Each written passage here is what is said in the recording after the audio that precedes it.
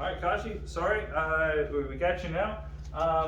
We haven't looked at any problems, but we started seeing how we can go in the opposite direction. If we have the format that looks kind of like what we've been getting for the derivatives of arcsine and arctangent, can we go in the backwards direction? Here are the two patterns that we just established on the previous slide. And we want to see how we can fit these into that pattern. So in this first one right here, I see this clearly looks like arcsine. This is reminding me a whole lot of that arcsine situation because sine square root, also sine subtraction.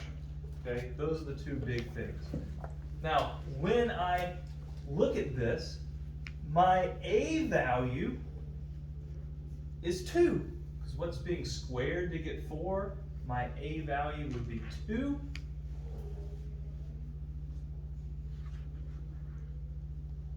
And right here, my u value would be x, which is what we like, that's what we're used to. And the derivative of x is 1, which is already sitting in the numerator.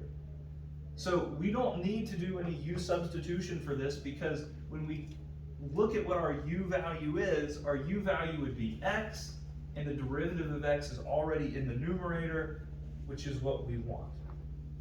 Just like with our pattern that we're used to, when we take the derivative, that's what shoves up in the top. It's already in that pattern for us. So we don't need to do any u substitution. We're going to have to do some u substitution like in the next one, but we don't here. We can go straight to getting this to be arcsine. We do our u value over our a value, so that's x over 2 plus c. That's it. We notice the pattern, we integrate, perfect. Now, if this feels weird, if you're like, why is it x over 2? Why? What's going on here? Well, let's spend a moment and let's just double check. Let's take the derivative of this and see if we get back with what we started, because we understand derivatives more than we understand integrals. So let's double check. This is the final answer. We have done it, we have won, we have successfully completed the problem, but let's double check, let's confirm for ourselves that this is true. If I take the derivative of arcsine, I know the derivative of c is 0, so I'm going to ignore that. The derivative of arcsine is going to be the derivative of the inside on the top. The derivative of x over 2 is just a half. On the bottom, I'm going to have the square root of 1 minus x over 2 squared, which would be x squared over 4.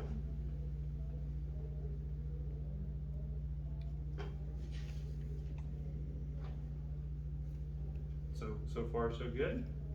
Okay. All right. So hopefully this simplifies to get us that, or we've done something wrong, we have to figure something out. So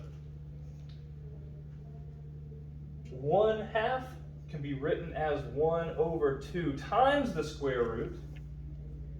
Down here, I'm going to have to clean this up somehow, but I'm just going to leave that as 1 minus x squared over 4 for now.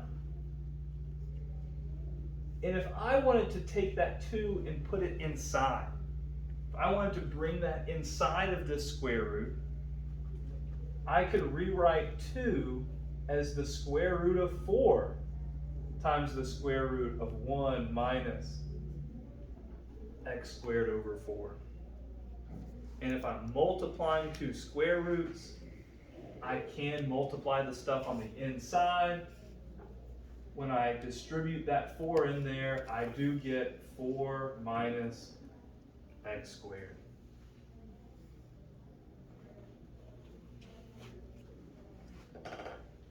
So this is representing the integral, because I see when I take the derivative, it does get me back to what I started with. just to prove it to you, because when I first saw that, having that 2 in the bottom, why is that there? That doesn't feel right. That didn't feel good to me. I need to see that it does work out, or it's hard to believe it. The next one, clearly this looks like an arctan situation because, well, we've got a constant plus something squared. In the bottom, no square root, that plus there, all those things. Now the problem is, well, we can identify our a value. Our a value would be the square root of 2, because what's being squared to get us that constant? Our u value is 3x. And here's our big problem, and this is what makes this problem a little bit different than the first one, is that the derivative of this is not sitting in the numerator. So I am going to do u substitution. I'm going to try to make it in this format right here. To do that, we know the steps for u substitution. I'm going to do du over dx equals 3. This gives me du over 3 equals dx. I can start rewriting things. This would be, I'm going to just put a 1 right there. This is a squared plus u squared now, where I already know what a is, and I have du over 3. The 3 can go to the front.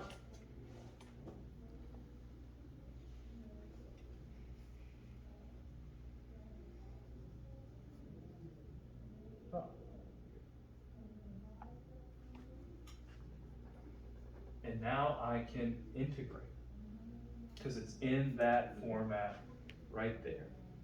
The 1/3 is going to hang out on the outside.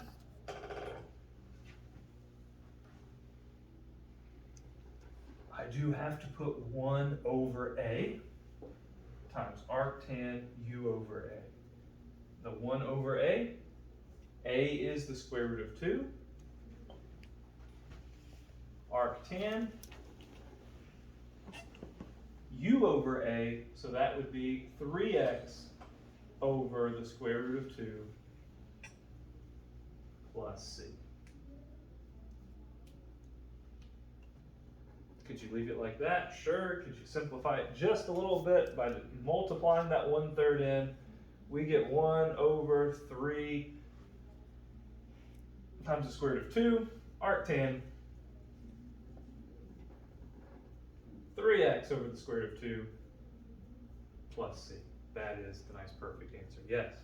Wait, so do you have to do the u method? Because like, I don't know. Can you go ahead and my work real quick as well? Because like I just stripped it that. Yeah, but you don't have the same answer. You don't have this 1/3. So like, do you have to make a d over dx, or can you just like make a dx?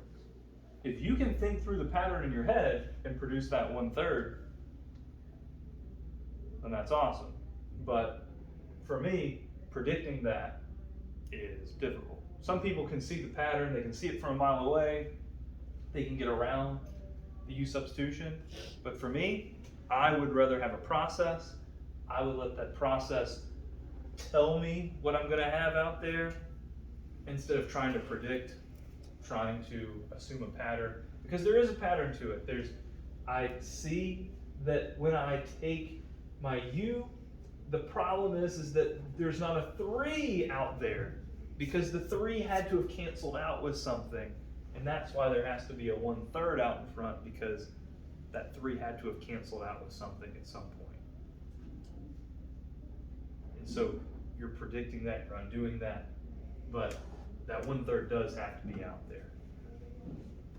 I think u substitution is the best way, because there's situations where there's just no way around u substitution. Yeah, so we'll definitely look at some more of these tomorrow, but just seeing both sides of the coin, being able to take the derivative with arc sine and arc tangent, being able to integrate using arc sine, arc tangent, I think it complements itself well when we see it all. So if you have questions about that,